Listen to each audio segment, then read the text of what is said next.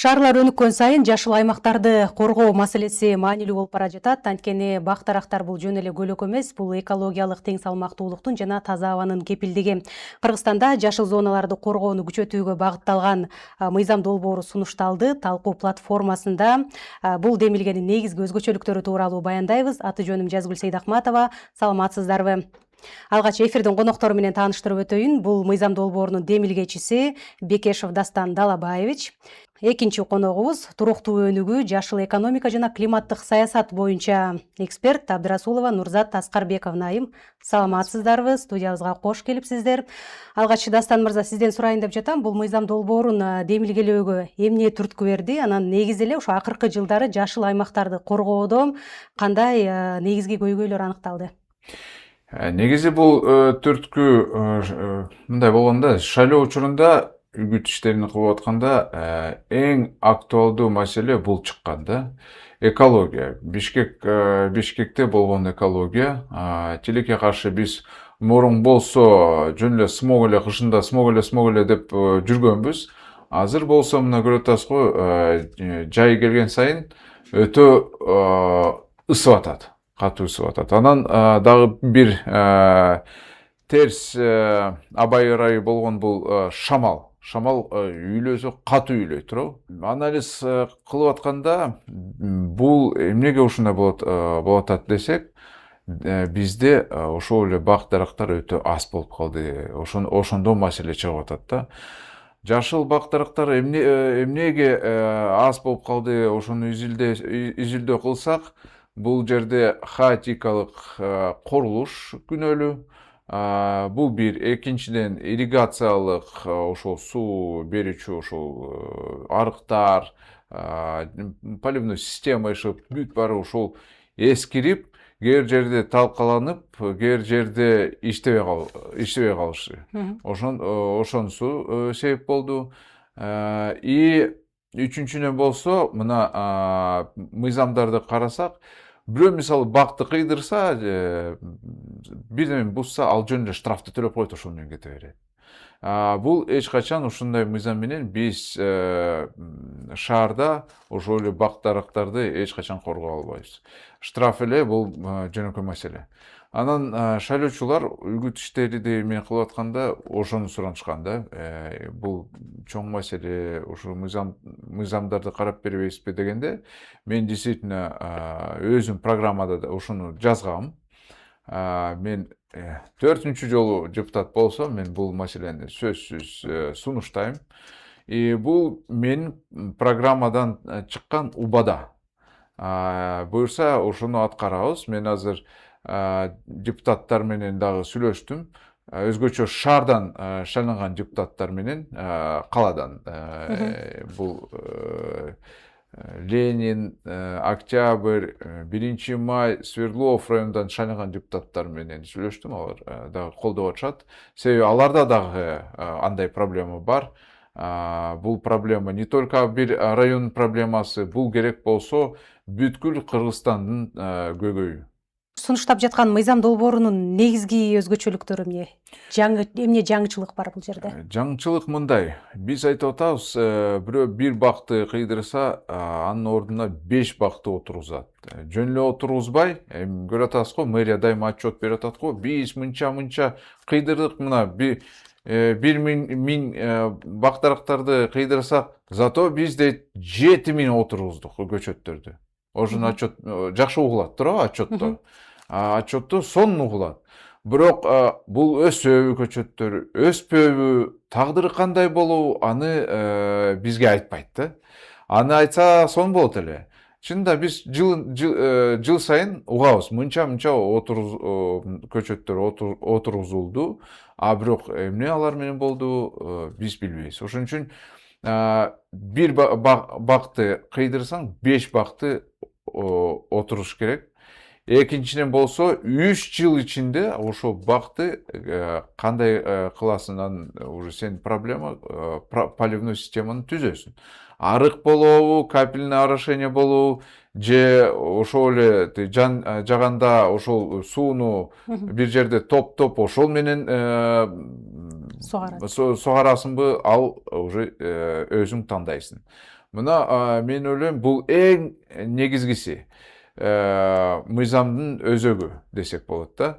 Анан ирригациялык система ал эмне ошону көрсөтүп жатабыз. Ирригациялык бизде азыр штраф эмнеге салынат? Мисалы, только бак даракты кыйдырган үчүн факт ошо аныкталса, ошон үчүн эле штраф эле болот да, айып пул салынат. Негизи кээ бир атайын мындай кылат да, атайын арыкты бузат, суу келбесин деп, же краска менен төгөт, же асфальтка керек болсо асфальтты басат катуу, бактар өлөт да эми. Туурабы? Ушундай шарттарды түзгөндө ошон үчүн дагы айып пулду көрсөтүп жатабыз. Бул биз кененирээк маселени жазганбыз. 7 мыйзамга өзгөртүүлөр болуп атат да. 7 мыйзамга. Анын ичинде шаардык токойлор болсун деп ушундай жазып атабыз. Бизде чилекке каршы андай жок. Анын ичинде биз айтып атабыз, сквер, парк болобу, алардын чек арасы аныкталыш керек и ачык болуш керек. Бүт баары жарандар, жашоочулар билиш керек. Каерден парк башталат, каерден бүтөт. Себеби бул дагы коррупциялык система болуп калды. Өзгөчө архитектурага, органдарга. Себеби алар мындай кылат экен. Керек болсо метр кесип коет. Эч ким билбейт да, эч ким карабайт аны. Ал ачык эле болуш керек. Вот ушундай сунуштарды биз киргизип жатабыз. 1/5 принциби бул сунушталып атыптыр азыр эми. Бул көчөттөр чындап эле мындай 3 жылдан кийин өсүп кетеби, анан ошол бир ордундабы чоң бактын ордуна мындай адилеттүү эле компенсация болобу? Бул экологиялык жактан алып караганда кандай, Нурзат айым? Чындыгында эми ал ошол бактарактардын өзүнүн ошол кездеги статусунан көп көз каранды да. Эгерде чоң бак болуп, ошол эле бактын кронасы, мисалы үчүн бир топ жерге чейин жакшынакай баягы көлөкө түзүп, андан тышкары ошол аба алмашууда, аба тазалоодо, жакшы биотүрдүүлүктү сактоодо куштар келип, мисалы үчүн эс алып, ошол жакта биотүрдүүлүк жактан дагы бир топ эгерде жакшы өбөлгө жаратып жаткан болсо, отургузулган жаңы 5 көчөт аны эч кандай кылып алмаштыра албайт да. Ал жөн гана мындайча айтканда бизнеске берген бир индикатор болуп калат.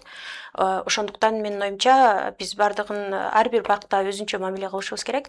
Анан менин оюмча бул негизи жашылдандыруу маселеси, бул аябай чоң көйгөйлүү маселе, бир нече катмарды мындай камтыйт. Эң башкысы ошол жанагы менин түшүнүгүм боюнча бул жаңы мыйзамда ошол цифровизация маселеси көтөрүлүп жатыр да. Анысы да бар. Анан ооба цифровизация же болбосо ошол санариптештирүү ошол эле болуп жаткан иштерди, мисалы үчүн баягы киргизип кагаз түрүндө, андан тышкары ошону мониторлоп, андан ары эмне жүрүп, кайсы абалда калганын толук тастыктап алса болот да. Экологиялык жактан дагы, биотүрдүүлүк жактан дагы эсептегенге азыркы күндө толтура методологиялар бар. Анын баары бардык өлкөлөрдө уже тастыкталган. Аны Кыргызстанга адаптация кылып эле киргизип алсак болот. Бирок ошону менен бирге мен айткым келет, бул бизнес гана эмес, жарандардын гана эмес маселеси эмес. Бул чындыгындагы эле мындайча айтканда шаардын башкаруу деңгээлиндеги чоң инфраструктуралык менеджменттик маселе деп айтсам болот да. Анткени макул биз бизнести жазалайлы, аларга бак отургуздаралы, штраф салалы. Бирок ошону менен бирге эгерде шаар өзү эле келип бактарды кыйып, мисалы үчүн бизде кандай горсвет келет дагы, проводторго тийип атат деп туруп бактарды кыйып кетишет. Ошол эле бак эртең ооруйт дагы, анан курт-кумуртка түшүп ал өлүп калып атат. Же болбосо алар келишет дагы баягы жолду оңдоп атканда асфальттап кетишет. Бактарга эч кандай аба да келбей калат, алардын стволдору ошо менен өлүп атат. Же болбосо кетип баратып чоң техника менен аларды жөөлөп кеткенде кабыктары жартылары сыйрылгандан кийин аларга да оору түшүп атат. Же азыр Минприрода кылып атпайбы? Минприрода, мэрия кылып атпайбы? Кабелдерди азыр жерге салабыз деп. Алардын дарактардын өзөгүн бузуп, андай дагы бар да. Мен ошону жаратылыш министрлигине айтсам, алар айтып атышат, жок, андай эмес, жакшы эле болуп атат деп айтып атышат да, калпты айтып. Анан дагы бир нерсени кошумчалай кетейин, ошол жана санариптешүү максатында биз мониторингти күчөтөбүз деп атпайбызбы ошону менен. Андан тышкары бул жагы ошо инвентаризация да. биз айтып атабыз, мисалы үчүн бак ар кандай эмеде болушу мүмкүн, абалдачы. Кээ бирлер айтышы мүмкүн, бул ичи чирип калыптыр, ичи көңдөй экен, мына карагыла биз кыйып салдык деп айтып атышпайбы? Бирок ошону ким чындыгында тастыктайт? Мен ошол мыйзамдын азыркы жазылып аткан өзгөрүүлөрдү карадым, анан аларда жазылыптыр да, экспертиза өткөзөт ар бир бакка депчи. Ошол чындыгында практикалык түрдө ишке ашырылчу нерсеби же ишке ашыра албайбы? Биздеги азыркы экспертиза кандай деңгээлде иштейт, канча киши иштейт? Ар бир бакка кайрылып, эгерде ошол эле бизнес же болбосо ошол эле шаар куруу баягы ишкерлер кайрылса, алар канча күн күтүшү мүмкүн деген сөз болуп атат да. Ошондуктан менин оюмча биз ошол бул жерден жашылдандыруу маселесин алганда бак дарактарды гана айтпастан, негизи эле биотүрдүүлүк, шаардагы экосистема жөнүндө сөз кылышыбыз керек да. Анткени шаардык экосистемага биздин шаардын ичинде деле, мисалы үчүн биотүрдүүлүк жактан алганда, бир топ куштун түрү жашайт, түнкү куштар, күндүзгү куштар, ошол эле курт кумурсканын көп түрү жашайт, ошол эле эмелер бар, жанагындай грызуны деп коебуз го, майда жаныбарлар бар.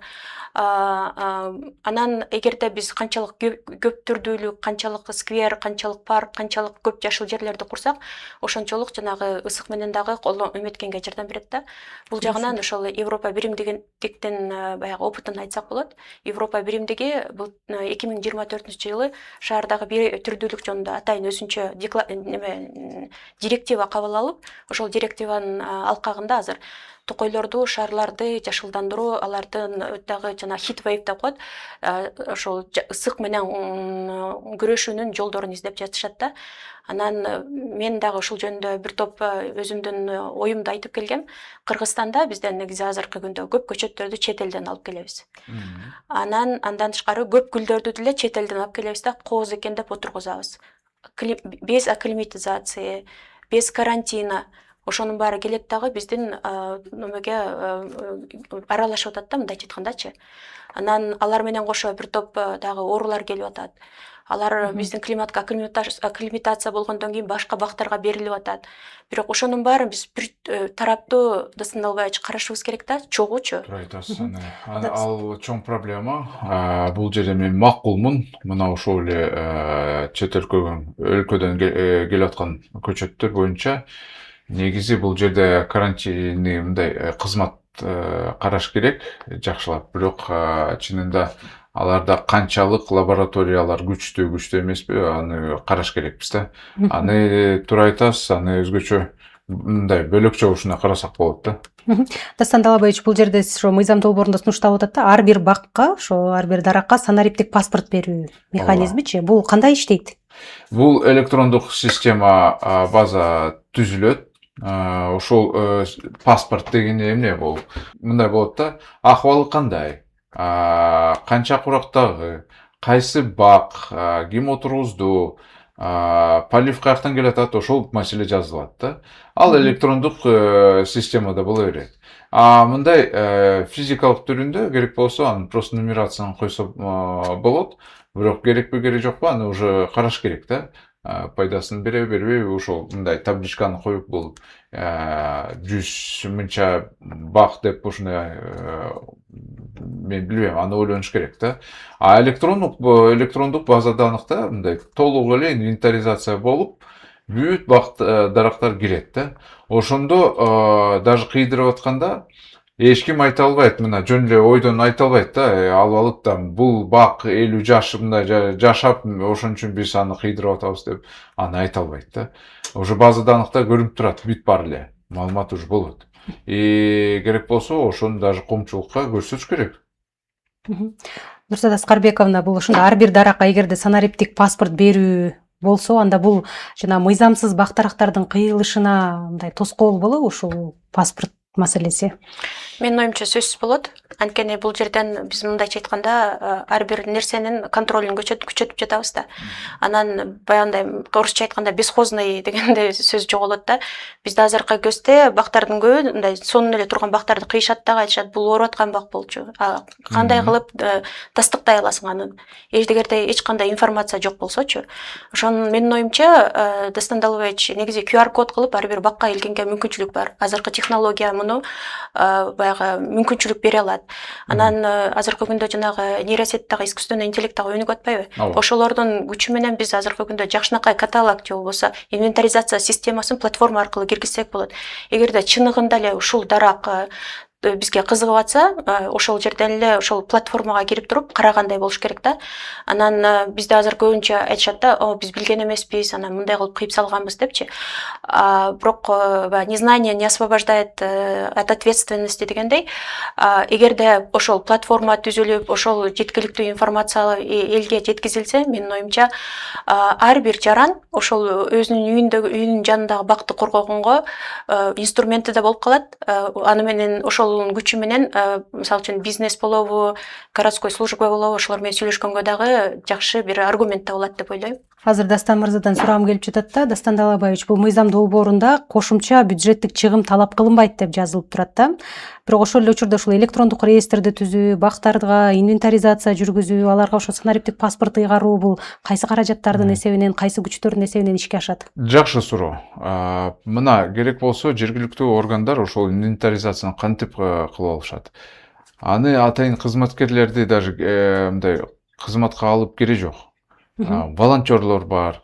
Менимче көпчүлүгү эле жардам беребиз эле чыгат. Студенттер, мектептин окуучулар, ошол эле экологдор, эксперттер. Бизде мындай активдүү жарандар көп эле. Энергияны билбей жатышат да, каяка кетирсек ошо активный мындай энергияны. Вот как раз мэрияга биз ушундай шартты түзүп атабыз.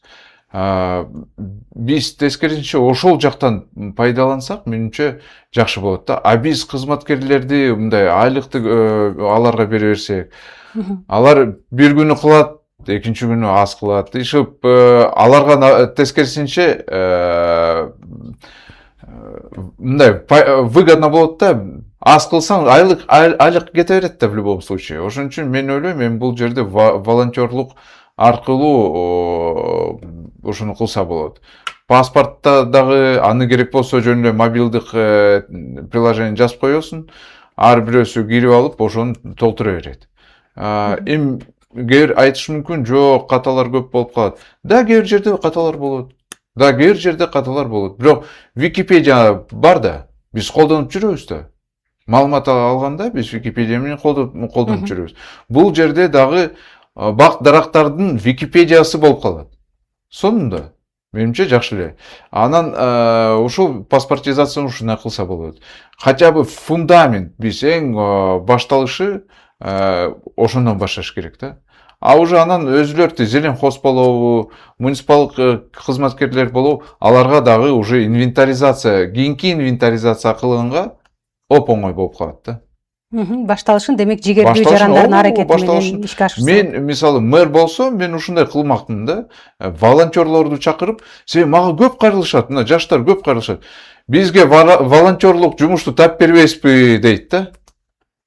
Бул жерде көп кечирип койгула, көп акыл кереги жок. Көп мындай билим кереги жок. Кымбат Нурзатайым, анан ушул мыйзам долбоору эгерде колдоо таба турган болсо, бул курулуш компанияларынын жоопкерчилигин күчөтөбү? Мисалы, кайсы бир жерге курулуштарды курганда анын тегерегиндеги жашылдандыруу маселеси эске алынбай калды деп нааразычылыктар жаралып келет да? Сөзсүз түрдө күчөтүлөт. Анткени бул эми биринчиден мыйзамдуу баягы требование болуп атат да. Экинчиден болсо, биз негизи ошо жашылдандыруу маселесин жөн эле бак дарак эмес, азыркы күндөгү климатка мындай ыңгайлашуу, ошол эле абаны тазалоо, экинчиси, үчүнчүсү болсо жанагындай көлөкө жерлерди түзүп, ысык менен күрөшүүнүн жолдорун издеген болуп атабыз да. Анан менин оюмча жанагындай санариптештирип паспорт берүү дагы бактаракка өзүнчө мамиле кылганды үйрөтөт да бизгечи. Биз азыркы күндө аларга мындай малдан да жаман мамиле кылабыз да. Керек болсо карабай коебуз, сугарбай коебуз. Чындыгында бия түрдүүлүктүн эгерде мындай маңызын алып караганда, бак дарактар дагы, гүлдөр дагы, чөп дагы, ошонун баардыгы негизи жандуу нерселер да. Биз ошол жандуу нерсеге жандуу нерсе деп биздин ошол экосистеманы, биздин чөйрөнү түзүп аткан нерсенин катышуучусу катары карашыбыз керек да. Анан эгерде мисалы үчүн ошол эле бак дарактарды баягы мындайча айтканда кыскартып, убагында баягы адамга мамиле кылгандай эле жууп тарап, чачын кесип деген сыяктуучу кышка даярдап, жакшынакай кылып турсак, шаарыбыз гүлдөгөн сонун шаар болмок да. Анан ошол эле жанагы сиз айтып атпайсызбы, тиги строительный компаниялар депчи. Бул жагынан эми негизи биз деген бир эле компаниянын деңгээлинде карабашыбыз керек да. Бул негизги ошол райондук же болбосо ошол эле кварталдык деңгээлдеги жашылдандыруу маселеси да. Эгерде бир жерге здание түшүп атса, имарат түшүп атса, ошол имараттын түшүүнүн натыйжасында канчалаган жаңы киши келип жашай баштайт аяка. Нагрузка көбөйөт ошол аймакка, чынбы? Андан тышкары машиналар келип токтой баштайт. Анан ал жакта ошол туура адамдар сейилдеген бакча болуш керек, атайын скверлер болуш керек, жер дем алып туруш керек, аба тазаланып туруш керек депчи. Ошондуктан менин оюмча биз жана точечный строительство деп көп айтабыз го. Ошондон алыс кетип, азыркы күндө районный, квартальный районированияга кетсек, сонун болмок. Ошондо биз чыныгы шаардык инфраструктураны түзүп, чыныгы жашыл шаарга бет алмакпыз. Мен кошумчалап койсом бул жерде. Чынында курулуш тармагы ушул мыйзам долбоорго каршы болот да. Эмнеге дебейсизби? Мына мен курулуш министрлигине катты жаздым. Өзүңүздүн позицияны билдирип койгула ушул мыйзам долбоор боюнча. Алар толук эле каршы чыгышты. Толук эле. Бул курулуш тармагында мындай кылат. Керек болсо биз өзүбүз приказдар менен ошону кылбайлыбы акырындан. Бизге азыр мыйзам ошол эртерээк болот деп жазып атышпайбы? Мына курулуш министрлиги каршы чыгып атат.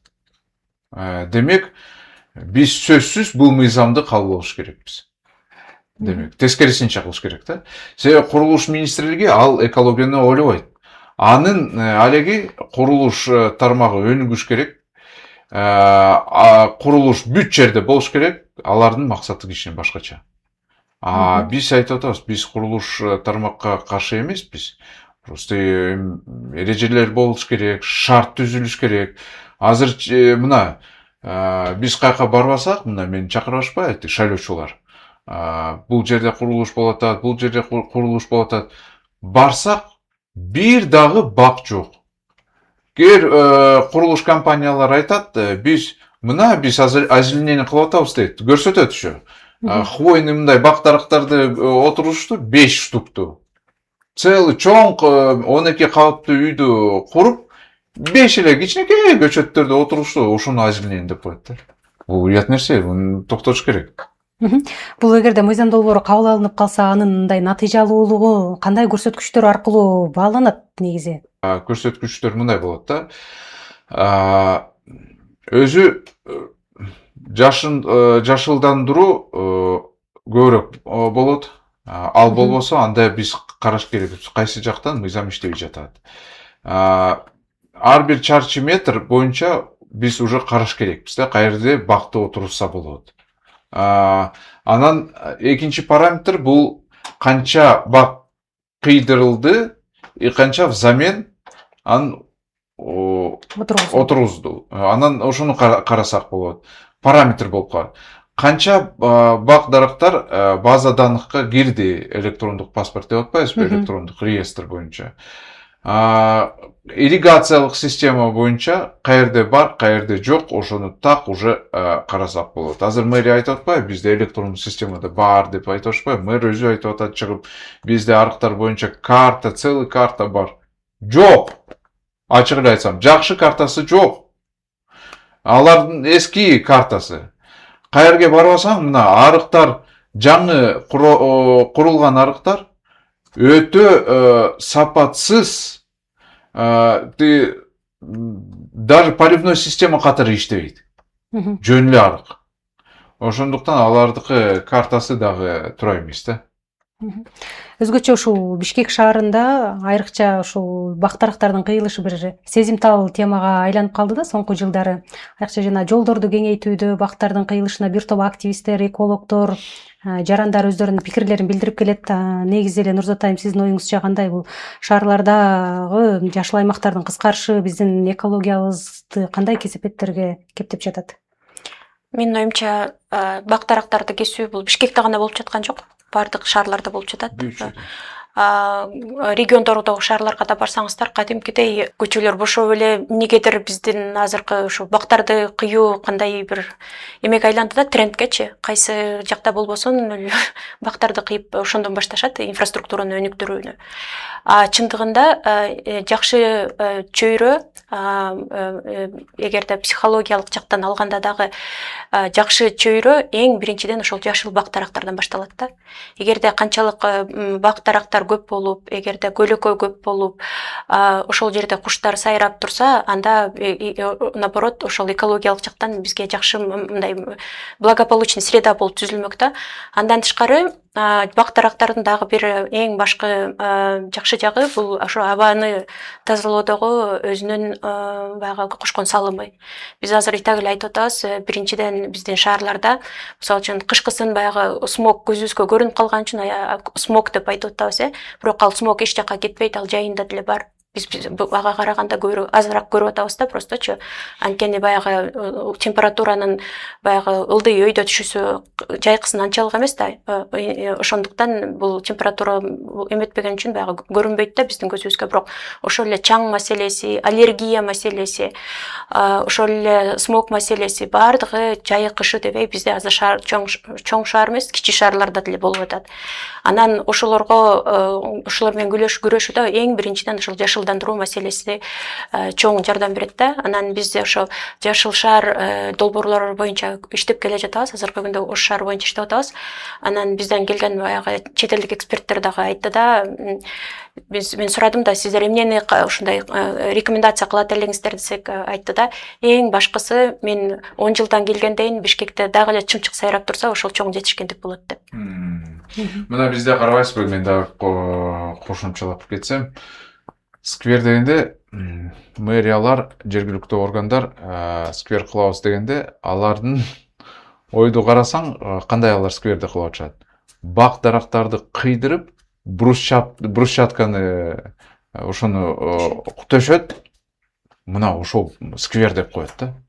Тескерисинче кылат да. Бүт барын майда чөптөрдү бүт барын кыркып, бүт барын брусчатканы коюп, скамейкаларды кичине коет, все, ушуна мына парк деп коет да. Ушул боюнча дагы мен кошумчалай кетсем, негизи азыр Европа өлкөлөрүндө жанагы биотүрдүүлүктү мыйзамынын алкагында табигый жашылдандыруу деген жаңы тема кирип жатат да. Табигый жашылдандыруу болгондо ошол эле скверлерди түзгөндө, мисалы үчүн көп жерлерде азыр брусчаткалар жатып атат да. Ошол брусчаткалардын жолдун жээгинтектеринде мындай алып, анын ордуна жашылдандыруу деп жөнөкөй эле чөптөрдү отургузуп атышат да. Ошол эле мисалы үчүн биздеги өсүп жаткан баягы ысыкка туруктуу чөптөр. Мисалы үчүн бизде азыр көп эле жерден көрүп атам, жана сары чөп өсөт, пишма депчи. Ал ысыкка аябай чыдамдуу, күзгө чейин өсө берет. Ошол эле полевой ромашка, ошол эле шалфей, ошол эле жанагы бою жапыс беделер, ошонун баарын биз мисалы үчүн туруктуу биздин өзүбүздүн немелерди отургузуш керек да. Биз болсо жанагындай петуния отургузабыз, же болбосо жанагы туя отургузабыз, анан газон отургузабыз да. Газонду болсо жылына канча жолу чаап туруш керек, канча жолу кайра сугарып туруш керек. Анан ошондо гана газон өсүшү мүмкүн. Бирок ал биотүрдүүлүк жактан эч кандай компенсация кыла албайт. Пайдасы да жок. Жер дагы анча дем албайт, анткени сууну аябай көп талап кылат да. Биз болсо азыр айтып атабыз, ирригациясы маселеси шаарларда өтө чоң. Биз азыр ирригация кыла албай калдык депчи. Ошондуктан менин оюмча биздин өзүбүздүн жанагындай да бир ушу инициатива айткым келет. Ушул мүмкүнчүлүктөн пайдаланып, негизи ошо местный өзүбүздүн засухоустойчивый, низкорослый, бою чоң эмес, чапканды көп талап кылбаган чөп гүлдөрдүн түрлөрүнөн атайын жанагындай уруктардын банкын ачыш керек да. Анткени ошол уруктар да жетишсиз. Азыркы шаардын мисалы үчүн эгерде урук себем десе, алар газондон башка эчтеке сатып алышпайт. Дастан мырза, бул коомдук талкууга чыгарылбадыбы? Анан негизи кандай сунуш пикирлер түштү? Сунуштар көп эле түшкөн жок желекке каршы. Биз ошол анализди кылып атканда бизде ошол учурда бир топ эле сунуштар түшкөн. Жаратылыш министрлиги берген, алар колдоо иретинде, бирок алар мындай айтышканда, бизде азыр биз мыйзам долбоордо 21 чарчы метр бир кишиге болсун деп ушуну жазып атпайбызбы? Алар айтып атышат, бул өтө амбициялык нерсе. Биз эч качан ошого келе албайбыз дейт да, себеби азыр 4 эле метр бир жашоочуга ушундай болуп калды дейт. Бирок норма негизи өзү норма 16-14 болуш керек да. Ошон үчүн биз ошол дагы цифраны түшүрдүк, 21ден 14 чарчы метр деп ушуну көрсөткөнбүз.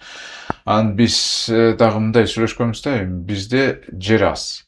Башка нерсени дагы табыш керекпиз да. Бизде горизонтальный, вертикальный деген ушундай өстүрсө болот да. Биз ошол менен дагы башка нерсе менен колдонулу керек болсо, ошол жаңы үйлөр куруп атканда давайте керек болсо крышага даже өстүрөлү. Эмнеге болбойт? Мына Сингапурда даже имаратында, өзүнүн имаратында өсүп атышпайбы? Чөп, ар кандай да. Бул дагы жардам берет да. Биз ошол боюнча сүйлөштүк, эми көрөбүз го, эң негизгиси бул жерде аткарылышы. Биз аны бекитсек, кандай аткарылат, бул маселени көзөмөлдөш керек. Так сунуштар боюнча сунуш көп эле түшкөн эмес. Эң активдүү бизде курулуш тармагы болгон. Аларга жаккан жок бул мыйзам долбоору. Өтө эле, себеби айтып атышпайбы, кымбат болуп калат, силер өлтүрөсүңөр, бизди так эле биз төлөп атабыз го штрафтарды. Аларга штраф болсо эле жакшы. 3 бакты кыйдырып коесуң, штраф төлөп коесуң, всё. Компенсация керек жок. Кандай болот аны ойлоп койсуң, үйдү саласың, ачкычтарды берип коесуң, всё, кете бересиң, акчаны алып алып. Всё, алардын башы оорубайт да. Биз бул жерде айтып атпайбызбы? Жок, сен өстүрөсүң, же бир компанияга төлөйсүң, же экологиялык фондго төлөйсүң, өзүң танда, бирок алар 3 жыл ошону караш керек. Проживаемостьти караш керек. Ошо мыйзам долбоорунун келечеги кандай болот деп турасыз? Качан комитеттерге алып чыгасыз? Эми мен ойлойм, күзүндө биз уже карап баштайбыз. Депутаттар негизи колдош керек, себеби мен көрүп атам го, азыр бизде депутаттар көбүнчө экологиялык ой жүгүртүү менен депутаттар болуп атат да. Бул мен эмнеге ушуну айтып атам?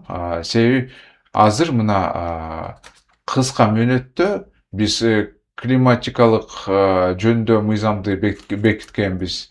Курулуш жөнүндө мыйзамга өзгөртүүлөрдү киргизгенбиз. Бул мындай защитный зоналар боюнча жана башка да экологиялык мыйзамдар бат-баттан каралып өткөн. Ошондуктан мен ойлойм, депутаттар дагы буну дагы колдойт деп. Нурзат айым, сизге акыркы суроону узатайын. Бул жерде мындай жарандардын ушул жашыл аймактарды коргоонуга катышуусун күчөтүү үчүн дагы кандай механизмдер сунуштаса болот? Дүйнөлүк практикадан алып, же эгерде сиздин оюңузча? Менин оюмча, биринчиден ошол диалогду күчөтүш керек. Анткени бизге азыркы күндө менин оюмча ошо жарандар же болбосо жарандык активисттер менен мындай диалог аз болуп калды да. Анан иш бүткөндөн кийин эле баягы мындай нааразычылыктар болуп калып атат да. Эгерде биз башынан сүйлөшкөндө ошол мындай пикир алмашууну, аларды ошол эле ишке аралаштырып тартууну үйрөнсөк, менин оюмча бул жакшы болмок. Анткени азыркы күндө бизде ошол азыркы жаштар дагы экологиялык жактан ой жүгүртүүсү абдан жакшы да. Алардын көбү спорт менен машыгышат, тоого чыгышат, өзлөрүнүн экологиялык жактан жүрүм-туруму жөнүндө да ойлонушат. Жакшы мындай жаштар пайда болду. Жана Достон Далбаевич айтпадыбы, активизм күчөп атат депчи, волонтерство издеп атышат деп. Биз ошол мүмкүнчүлүктү пайдаланып аларды тартышыбыз керек да. Анан көптөгөн негизи дүйнө жүзүндө абдан сонун жакшы эмелер бар, практикалар бар. Ошону менин оюмча Кыргызстанга алып келип, ошол эле жанагы бактарды туура отургузуу, жашылдандыруу, аларга ошол суга системасын киргизүү, андан тышкары кайра ошол исполнение болгондо мониторинг жүргүзгөндө жарандык мониторингди күчөтсөк, менин оюмча ошол бир топ өзүнүн жакшы жагын көрсөтмөк. Анткени баары бир биз мисалы үчүн айта албайбыз, өкмөт өзү ушул законду киргизет, кайра өзү контролдойт, анан өзү кайра жакшы отчет берет депчи. Буга сөзсүз түрдө көз карандысыз жарандык көзөмөл керек. Сиздерге убактыңыздарды бөлүп эфирибизге келип кенен маек куруп бергениңиздер үчүн ыраазычылык билдиребиз. Биз бүгүн Кыргызстанда жашыл зоналарды коргоону күчөтүү боюнча сунушталып жаткан мыйзам долбоорунун айланасында кеп курдук. Бул мыйзам долбоорунун демилгечиси Жогорку Кеңештин депутаты Бекешев Дастан Далабаевич жана ошондой эле бүгүнкү талкуубузга эксперт катары туруктуу өнүгүү, жашыл экономика жана климаттык саясат боюнча серепчи Абдрасулова Нурзат Аскарбековна айым катышып берди. Сиздер талкуу платформасын көрдүңүздөр. Кийинки эфирлерде амандашканча.